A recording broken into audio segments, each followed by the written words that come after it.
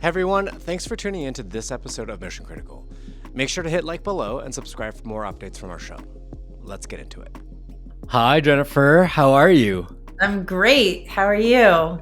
Good. It is morning over there in LA. Yes, Where it are is. you? I'm in Los Angeles where I live and everything. And yep, 10 a.m. here.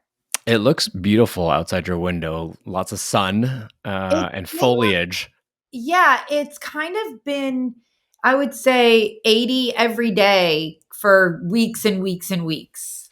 Amazing. This Yeah. is what we love. Yeah. Well, I'm so excited to be chatting with you because, we focus on just people who are building cool things. And that includes a lot of companies or communities. And what you've built with your brand is, I heard that you're about to celebrate a big anniversary coming up with the brand. Mhm. And I think that that is a testament to, the brand's ability to build and resonate with a community. And it's hard to run a business these days, so congratulations on that. Thank you. I appreciate that. Very sweet. So you launched the brand in 2005, Yep. and this year marks 2 decades of business. Wild. Since then, I mean, entire fashion empires have risen and fallen, and social media has completely reshaped culture. And in a lot of ways, luxury has also been redefined. And yet, your brand has really endured and not only just endured, but really become part of the cultural conversation in many ways. When you look back, what has been, one of the most important reasons why you think your brand has managed to be a part of that continuous conversation and thrive ultimately? You know, when I began Jennifer Meyer Jewelry and I started to do this, um, there was no Instagram. There was no social media. There was no quote unquote branding. There was no, what story are you trying to tell? There was nobody who was doing investments. It was sort of like the way I began was, if you have a good idea, figure out a way to execute it, and hopefully people will like it. And if they like it, you may or may not have a successful company. So that, at least that was the way I sort of envisioned it. So when I started my company, I had no experience in business. I had no experience in jewelry. I had, pretty much dropped out of college at that point, and I worked for Giorgio Armani. I worked for Glamour magazine. I worked for Giorgio Armani, and then I worked for Ralph Lauren. So I was sort Hmm. of in this like fashion world, and I loved it. I had always loved it. I had always, even though I grew up in LA and in this Hollywood world, I loved reading magazines. I loved seeing what people were doing. You couldn't go online and look at things. So magazines came out every Wednesday afternoon and I would wait for them. And I remember buying every single one and sitting on my bed and just like couldn't be more excited to like comb through each page. Um, so I really wanted to design jewelry. I had no clue how to do it. And I really taught myself. I really was like, okay, I'm going to figure this out. I took a beading class. I realized, okay, that's not for me. I saved every penny I had and would go downtown. I had an idea for a leaf. So I would go downtown and I would have somebody, tell me, okay, this mold is going to cost you X amount of dollars. I'm like, what's a mold? What is the price of gold? What do you mean diamonds, pave? Like I literally taught myself every single step by walking into all of these offices. Now, some people were like, this is going to cost you $100. Someone would say, this is going to cost you $300. I'm like, but the person told me the exact same thing was going to cost me like a third of that. It was Yeah. like you sort of started learning everything. Um, so I even like forget where I went with this, but I think the thing about my business and maybe why it sort of lasted this long or withstood the test of time is that I really had no noise around me. I really wasn't able to see what other people were doing or what they were creating unless I sort of drove to a store and was in that store and seeing it, or seeing it in a magazine once a week. Other than that, it wasn't fast and furious where it was like every single minute you opened Instagram or TikTok or whatever, there was a new product, a new company, a new cool person. It was like, I didn't have any of that. So I think I was really able to sort of, I don't love this term, but like stay in my lane and believe in what I was doing and just begin to design things that I love, that I thought people like me would love. Yeah, and staying focused on that lane. Yeah, not worrying about what everybody else is doing around me. I mean, social media is amazing. I think Instagram is one of the most amazing tools of all time to market your business now. But the downfall is that it's really hard to not get sidetracked to what everybody else is doing and seeing like how successful everybody else is and how much better their social media is than yours, and how much smarter, how much more successful, how much more beautiful. Like, we've all fallen into that rut at moments. And we also all know that social media more or less shows your best moments. So Absolutely. I think you got Absolutely. to stay focused. So when we talk about, Giorgio Armani, Ralph Lauren, Glamour, these are brands that are titans of industry and are masters of cultivating brand ecosystems and experiences. What did you learn from your time and experience working under those big kind of industry heavyweights that you then took with you on your own journey? Oh my God, I learned so much. There are, I mean, I don't know where to begin. First of all, work is work. When you get hired by one of these companies, your job is your job, and everybody else's job is your job too. If people need your help, you need to jump in. There's never, if something doesn't get done, you can't say to your boss, oh, that wasn't my responsibility. That's like, Mm, it's like you are a team, like full meaning of a team. And I loved that. When work started at 9 a.m., we were there at 9 on the dot. There wasn't a question of, oh, so sorry I'm running late. So sorry I'm in traffic. I just grabbed a coffee. It was like, you showed up at 9 a.m. and work ended when work ended. It wasn't like you weren't clocking out at 5 o'clock or 6 o'clock. It was like when the work was done, you left. Some nights that was 6 p.m., most nights that was 9 p.m. It wasn't even like a question. You worked on the weekends. You asked for raises when you had a reason to ask for a raise. It wasn't just because you had been there for 9 months and worked really hard. You right. know, it Right. was like you had been there for 2 years and you had proved yourself. Yeah. Um, So it gave you a sense of work ethic that you, in the best way, yeah. in the best way. Do you think that work culture is very different from that now? I think there are moments where it tends to be. Yeah. I mean, I think that it's hard to say, and I think everybody's an individual and people have different work ethic, but I think that there's just people are looking at what everybody else is doing, and it looks so easy, and it looks like everybody's making so much money, and it all looks so simple, but it's like hard work pays off for you no matter what, right? Whatever position you're in life, it was like hard work pays off. We all started, I mean, at least I started at the bottom of the totem pole. It's like when I was in high school, I was getting coffee for people. That was, I went to go work as like an assistant PA to an assistant to an assistant to an assistant. It was like there was nothing frilly about it. And I think that it taught me when I started my own company. People now say to me, okay, I'm starting a business. How many people should I hire? And I'm like, well, I don't, that's a very hard question for me to answer. They're like, well, when you started, how many people did you hire? I was like, nobody. I didn't hire anyone till I started to make money and I could hire somebody and pay them. I was doing the design, the FedEx, the invoicing, the packaging. It's like you walked into my house and my entire living room was like papers. Jewelry was like this much a part of it. So it taught me that, I think, well, not taught me, but I think the best thing for anybody is when you want to start something is to really know every single aspect of it, not just have some big idea and want to hire a bunch of people. You're not going to have a successful company like that. You Yeah. have to be passionate about it. Yeah, yeah, absolutely.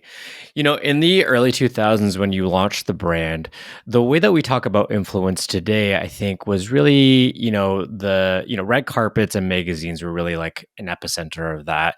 And to an extent, there still is a lot of that conversation that's centered around those areas, but it's also a lot, centered on like TikTok and Instagram and social media.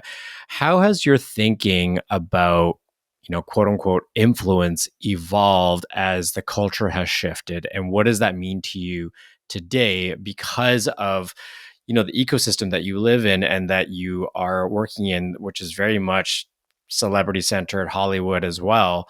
How have you seen the notion of influence change over the years and over the course of your business? And what does it mean to you today? I mean, what I'm starting to go back to in my head, In Style magazine, for example, it would come out once a month and there would be a page, which would be a celebrity page. And I remember Courtney Cox on one of those pages years ago. And this is prior to Instagram. And she posted that one of my earrings was her favorite earring, a hoop. For that entire year, that hoop, I could not keep it in stock. Sold, sold, sold, sold, sold. Because people who were fashion people or liked pretty things or whatever was, they loved In Style magazine. So they would wait for In Style to come out every month and they would do their shopping and they would look at what was in there, and that would sort of that magazine would last, whether you were in a doctor's office or a nail salon or whatever the case may be, right? You would look at that magazine for a while. Yeah, and they were dense. I remember my mom picking those ones up, and they were pretty. I mean, compared to today's magazine standards, they were pretty thick magazines. That's all we had.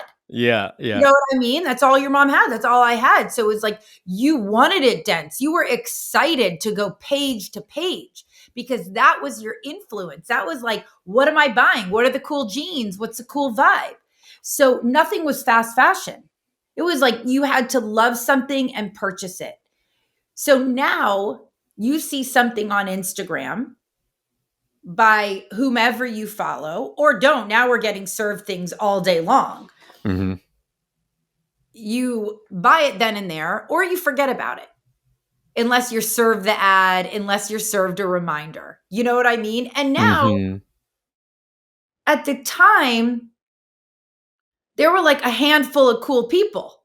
You know what I mean? Who, by the way, are still cool. Jen Aniston and Courtney Cox and Yeah. uh, whoever the time was of all these people that Reese Witherspoon, and I remember Rihanna wearing my good luck necklace a million years ago, like just the coolest people in the world. But there were a handful of the coolest people.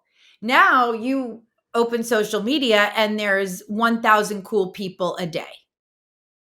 And you can get influenced very quickly, which is great for some brands. I mean, amazing. But you also, as a brand, have to keep like designing pieces that people love and make sure that you're running a good business. I mean, a business is the whole thing behind it. Right, right. Where do you think you learned your skills on how to run a good business? I guess the quote unquote kind of like not the glamorous side, not the sexy side, the accounting, the HR, whatever it is, like where do you think you learned how to run a good business on top of putting out all the things that we as consumers love to see from jewelry brands? 100%, it's my belief that to be successful at anything, you really have to figure out how to be a good people person. Yeah. You really Yeah. have to know how to communicate with people, how to listen to people, how not to take things personally, how to let things roll off your shoulders, how to be like, all right, well, they're being complicated and let them be complicated. I don't need to be right. I literally do not need to be right. I don't care about being right. I care about the job getting done. I care about it getting done beautifully. And I also think that learning how to communicate clearly is really important. Somebody once said to me, a sure way of not getting what you want is not saying what you need. And it's such a simple line, but it's so important because we think that people all day long, right? Whether it's your parents, whether it's your spouse, your siblings, your best friend, your coworkers, you think they know you so well that you shouldn't have to tell them all the time, like what you need, what you want, what's going to work for you. But at the same time, we are all going through the day doing the best we can. We are all trying. We are all like, it's like, unless it's your child, where you need to be responsible for your children, in my opinion. We're all thinking about ourselves, not because we're being egotistical, but we're trying to like, we've got to manage this, we've got to pick up this, we've got to call this person, we've got to get this work done. Like the days are full. So I think that being able to say to people like, hey, if you could do XYZ for me, that would be amazing. Great, you've said it. You've given people an opportunity to rise up and show up for you in whatever way you need. And then if they don't, you can have a discussion and figure it out. But I think like really honing in on your people skills is number one for sure. How much of that do you think is, especially as a business owner, about and listening to people and being able to empathize and also communicate what you need? How much a part of that do you think is about like setting aside ego and because I feel like a lot of business owners and entrepreneurs, ego can be such a big thing, and once you kind of learn to let go of that and just be able to communicate simply and effectively and be able to just have honest empathetic conversations, it just opens a lot of doors. But how do you think that that plays into the larger conversation as an entrepreneur? I mean, I personally think at every turn in your life, in the negative way, ego is a waste of time and you're going to get nowhere. I mean, it's great to have an ego and be proud of yourself. It's great to have an ego and show off like the great things that you've done and be proud. Like those moments are good. You know what I mean? Like you could go look at you put an outfit on and you're like, "Damn, I look good today." Like great. That kind of ego like all day long. Yeah. But ego of I'm right, you're wrong. This is my company, not yours. You work for me. Hmm. Hmm. You might as well not start a company. You will fail. Because you're managing people. You're managing people. People are going to hate you. You know what I mean? Listen, it works for some people. Don't get me wrong. But in general it will not work. We are not in a time that will work. Yeah, yeah. And building on that, running a jewelry business in 2005 looked what I imagine to be very different than running one in 2025. What has become easier along the way and what's become harder? I wouldn't say like anything has necessarily become easier. I think that I think that um I know myself, I know my business, I know my customer, I know my team. I feel very confident in like who I am and what I've built. So I don't question myself. I'm not, worried but it's complicated. The retail is different Mhm. in a big way. The price of gold has skyrocketed and There's definitely it's definitely a different world. That is for sure. How do and I guess building on that, how do you think about retail strategy today when luxury and just retail strategy is split between e-commerce, direct to consumer, brick and mortar, there's and social media, like there's so many different avenues that exist now as compared to before. What do you what do you think about retail strategy today and how does that inform the business that you run? I think that there's certain doors that are very important to be in if you can for visibility. I think like I've had a very, very, very over a decade long relationship with Net-a-Porter. They're amazing. Barney's at the time was A plus.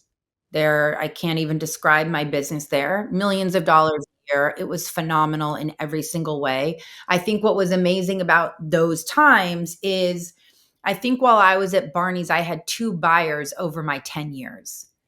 And in that time, those buyers really invested in their designers. And it made the designers then in turn really invest in them. So like I didn't go to other quote unquote department stores because I was at Barney's and it was doing amazing. And those buyers were like, we've got you. So whether somebody had, let's say one season was like a little bit down from the next, it didn't stop them from doubling down on next season. Right. They were like, let's go. Like don't let that deter you. And then the next season would be gangbusters. And they would keep their same designers. It wasn't like every week there was a new designer, there was something else they were trying. It's like, and people respected it and they loved it. It was like a Barney shopper was only a Barney shopper. That was it. They went to Barney's, they went shopping, they weren't going around other places. So, moments like that, you really saw the success of both teams. Now it's like it's a little bit different. There's a lot of different buyers, there's a lot of different designers.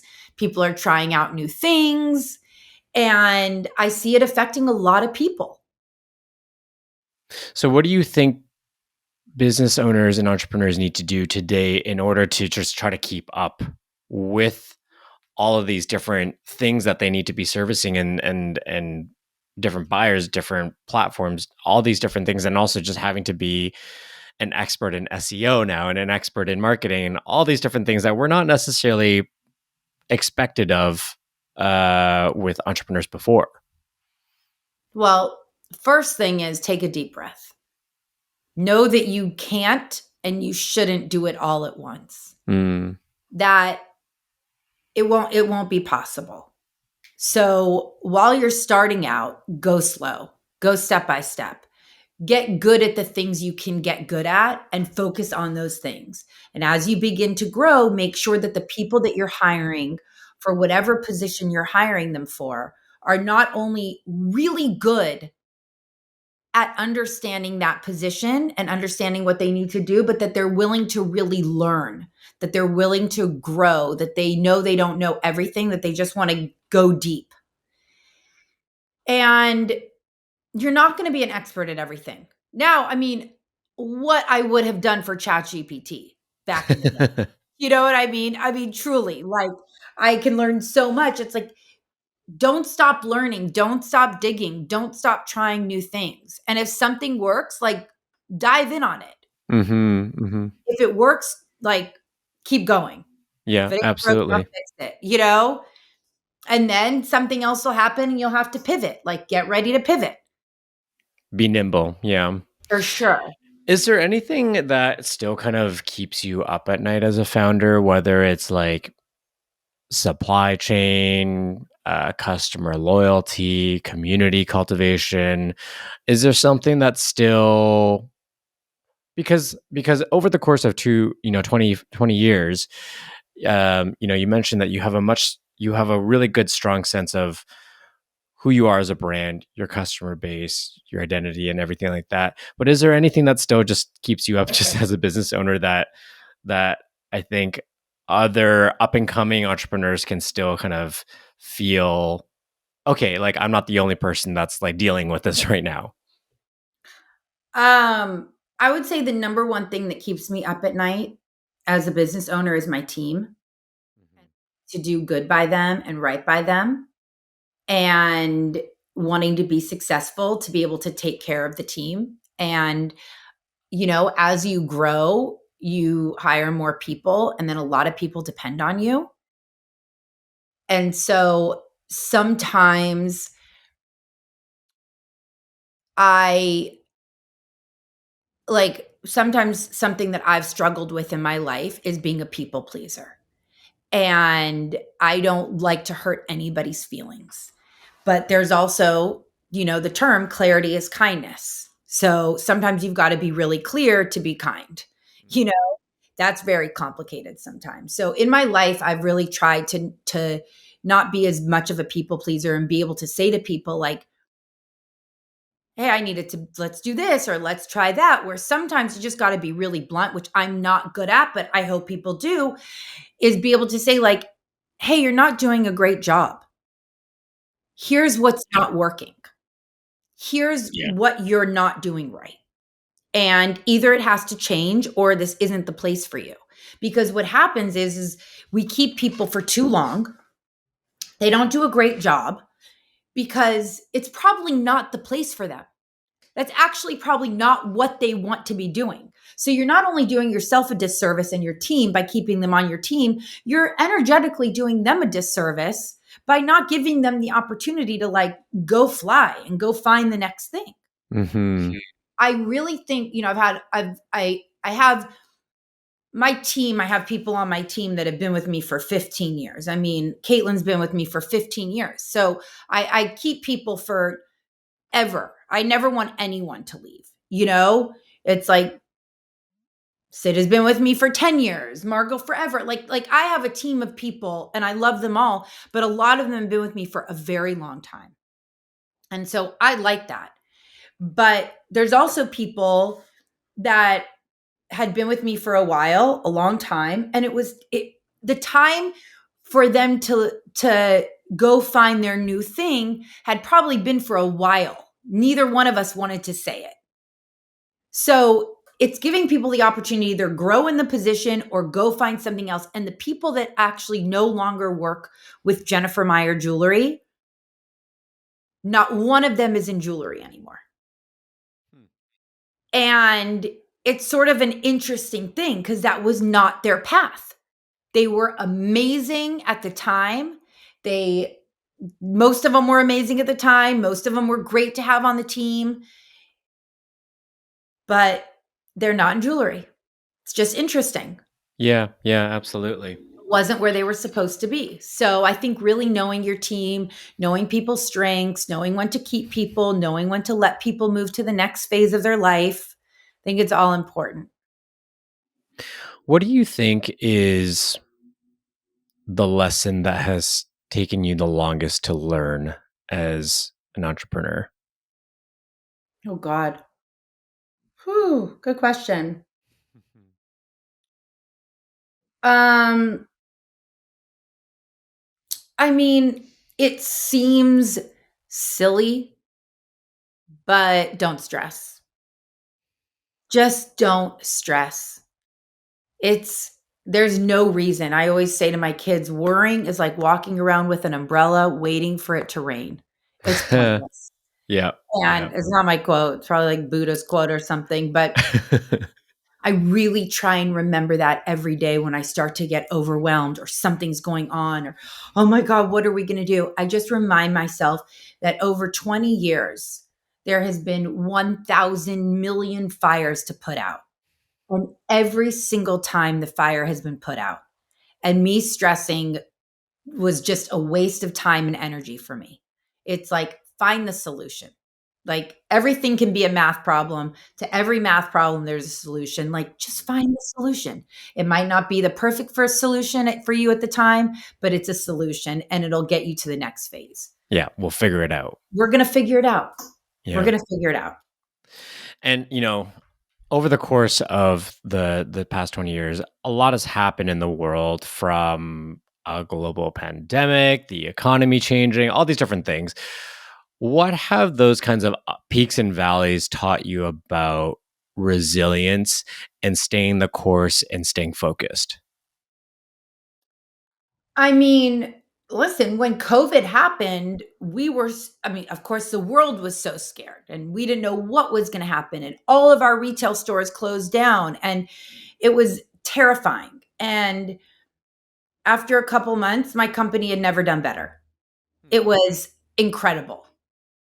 So, for the company, I mean, obviously, the world was scary and you wanted to help people and everyone was scared for their health and whatever. But if we're just strictly talking about business, it was a really, really good time for us. I mean, it was like nobody was traveling, nobody was buying gas, nobody was going out to eat, everyone was staying home, everyone was cooking. Like, everyone was saving money more or less. Yeah. So they had more money to spend on things that made them happy. It was a great time for us. So you got to always, now this is very different. Tariffs suck. It's screwing up a lot of businesses for my friends. I don't work with China, so like it doesn't affect me. I make all of my jewelry in Los Angeles, but I'm watching what it's doing to friends' businesses and it's a big problem. Price of gold is affecting me. I mean, it's going to affect anyone who sells jewelry. So that's scary. But times are going to keep changing, they're going to keep evolving. And when you're in that moment, like, don't have a prayer, have a plan. I pray it's going to get better. I pray the pandemic ends. I Mhm. pray the price of gold goes low, dips. I pray, don't just have a plan. Do Prayers something. are Yeah. great. Prayers are great. Don't not pray. I mean, whatever, but like also have a plan. Yeah. Yeah. Yeah. Absolutely. Um, building on that, what is there an experience along the way that has given you the courage, like what experience, I guess, has given you the most courage to stand up for your ideas, your worth, and ultimately your vision, and your place at the table within the industry and the community? Very early on, I did something called the Vogue Fashion Fund. Hmm.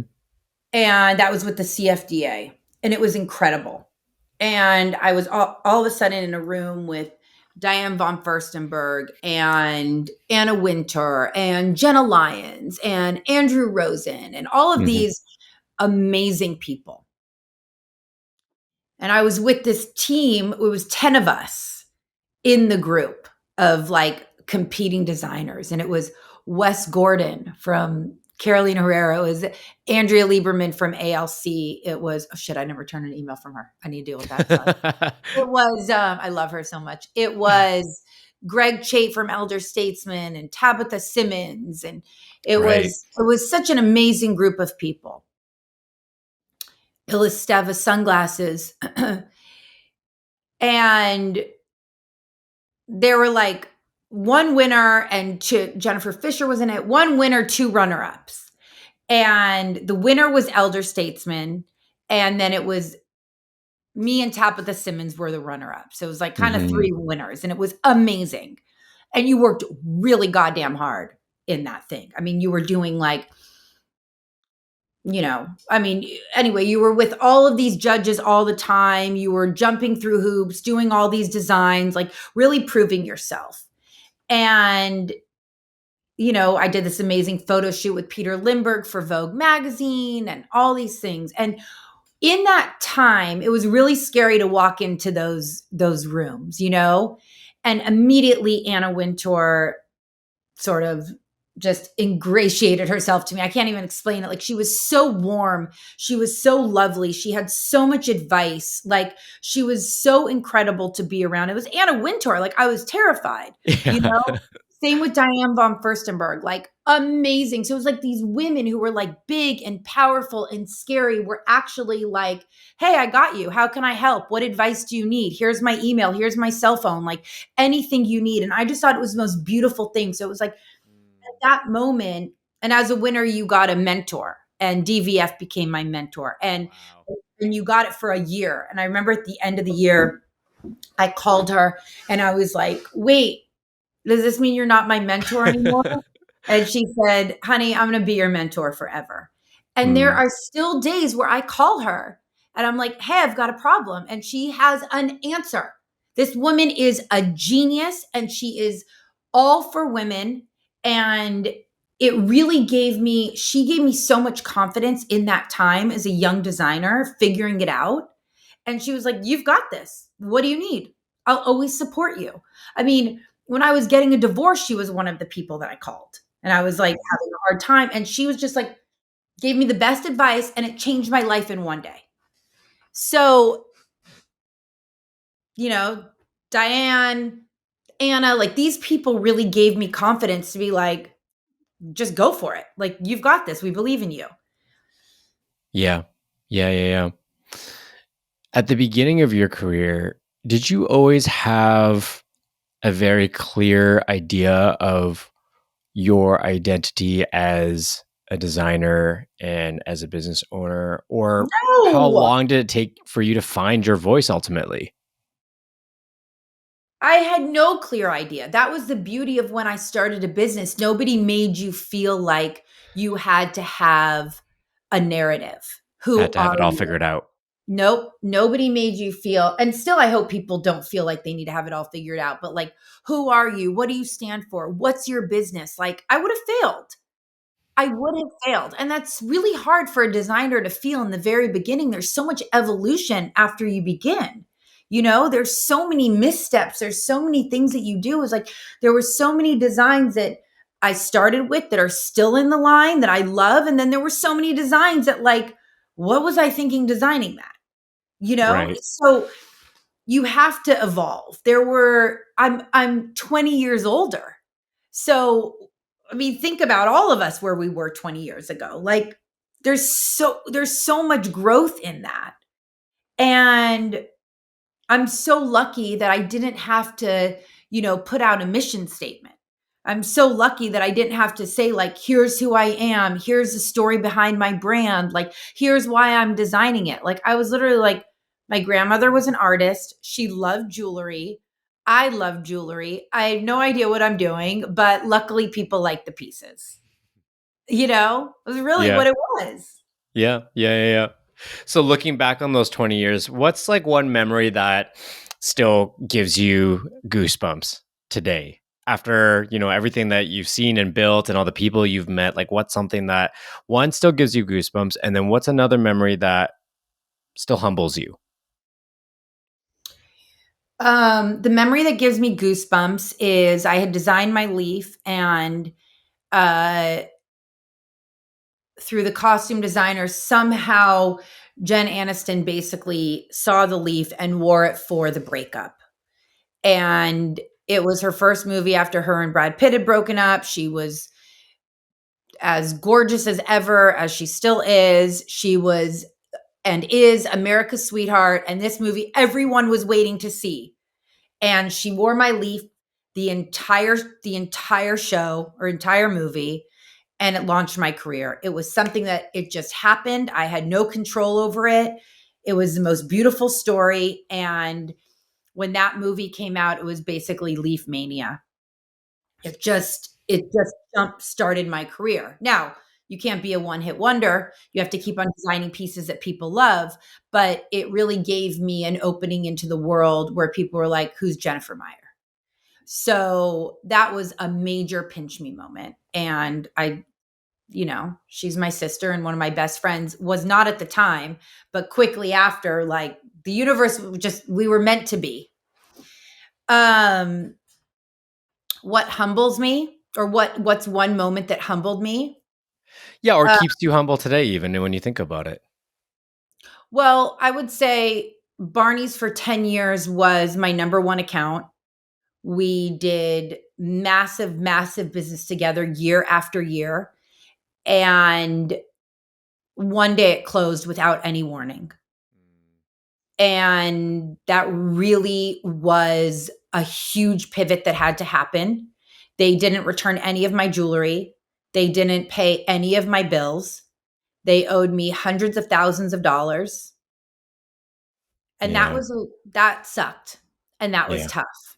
And it made me know in that moment that you have to be very careful having all your eggs in one basket. I had been talking, there were all these rumors about Barney's, and I had been talking to the president and this person. They were like, I assure you, it's all good. We've got your back. You're going to be fine. And boom, the next day it closed.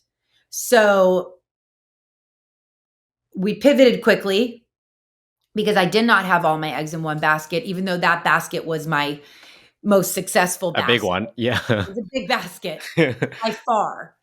But do not have all your eggs in one basket, because you really, really, really cannot trust anybody. I don't want to say cannot trust, but Rely, yeah. you're not in control of other people's businesses.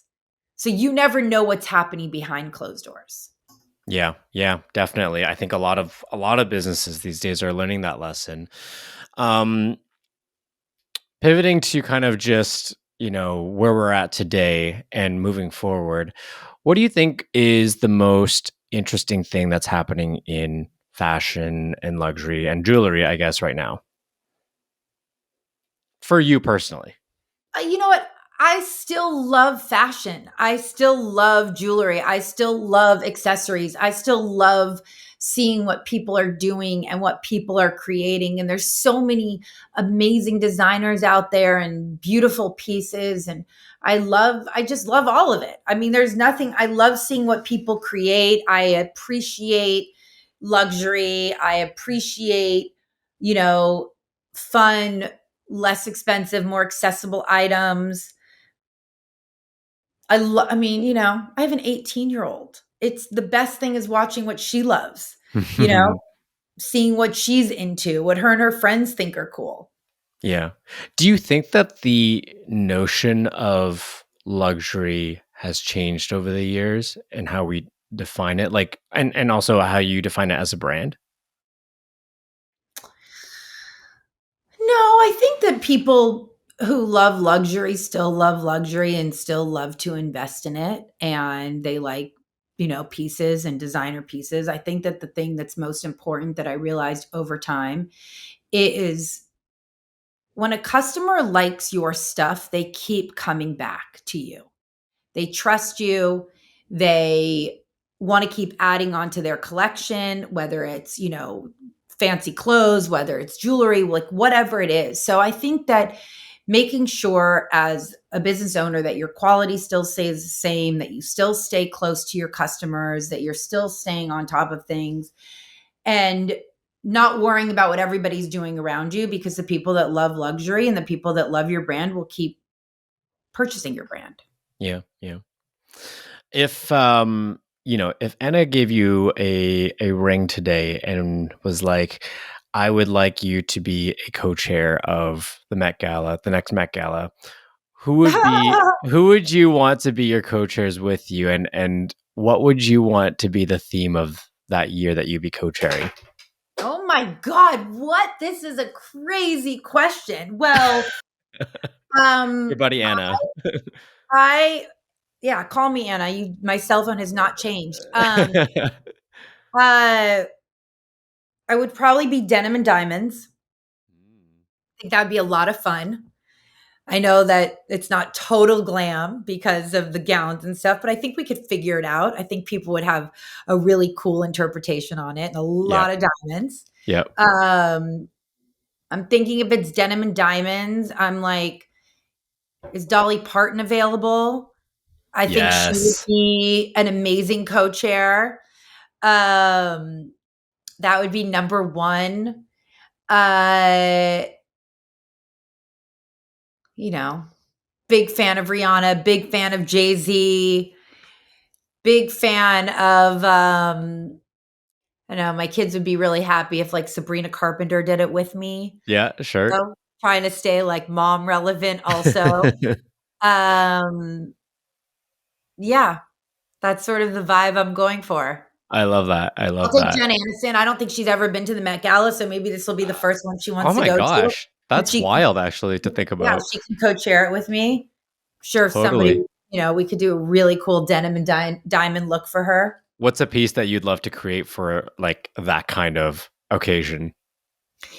I think for me, it's always really important to design pieces that people can wear all the time. I think that the days of people buying pieces and putting it in their safe and using it Mm. only for special occasions, I mean, that kind of feels like it's over.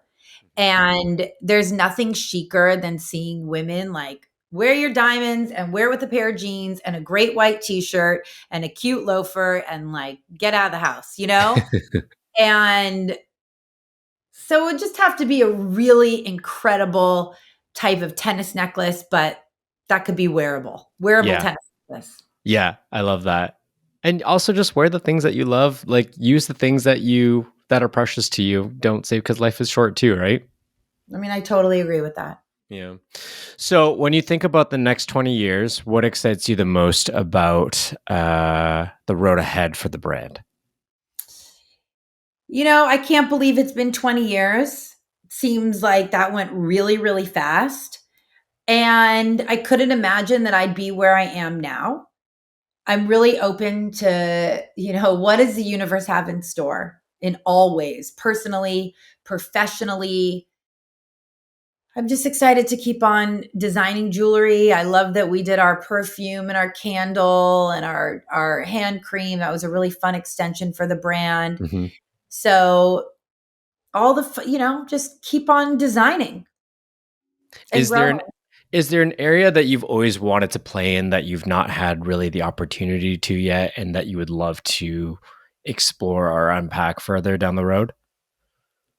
I do love clothing. I really do love clothing, but there are so many people that do it so well. I had done 2 seasons of clothing with Barney's. It was Jennifer Meyer XO Barney's XO Jennifer Meyer, and Hmm. it was incredible. And it sold out and it did amazing. It was phenomenal, and that was really fun for me. So I love clothing. Would you ever go back into it, you think? With the right partner, sure. Yeah. I think I know myself well enough, like, I don't know that world. I don't know how to produce. Like, if you wanted to start a jewelry business, I could give you an outline in 60 minutes, 90 minutes, what to do, what not to do, who to call, how to make it happen, all the things that I learned over 20 years. And it would take me a long time to learn how to create a whole new business of clothing. People Sure. that do it, they do it great. They really do it great. Yeah, yeah. Last question. On our show, we talk to leaders who are building things that matter, building things in their industry or community that resonate. When you think about your work, what do you ultimately want and hope your contribution to be in the worlds of design and culture and entrepreneurship? I think for me, the thing about jewelry is that it's a moment and it's something meaningful and it's something sentimental.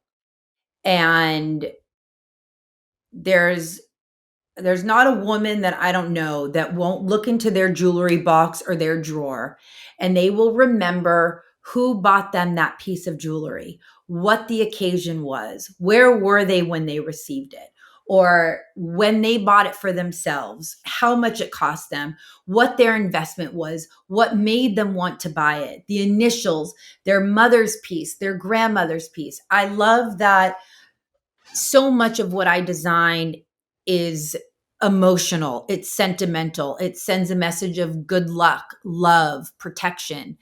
And I really try and design pieces that will withstand the test of time and that you're not going to look in your jewelry box in 10 years or 20 years or 30 years and be like, oh, why did I buy that Jen Meyer piece? That people are going to want to take those pieces and give them to their daughter, their granddaughter, however it is. So I think that that is a really important narrative for me to be a part of, to know that like when I'm designing, I'm really thinking about this piece being in your collection for a lifetime and other people's collections for a lifetime. Yeah, I love that. Modern heirlooms. Yeah, Mhm. exactly. Jen, thank you so much for this wonderful chat. I've really loved just listening to your stories and your perspectives, and it's been a really fun chat. I appreciate your time. Oh, thank you for having me. It's been wonderful. Thank you so much. Thank you. Take care. Hey everyone, thanks for listening to this episode of Mission Critical. If you enjoyed our discussion, make sure to hit like below and subscribe for more updates from our show. Until next time, stay sharp, stay curious, and go make something happen. We'll see you on the next episode.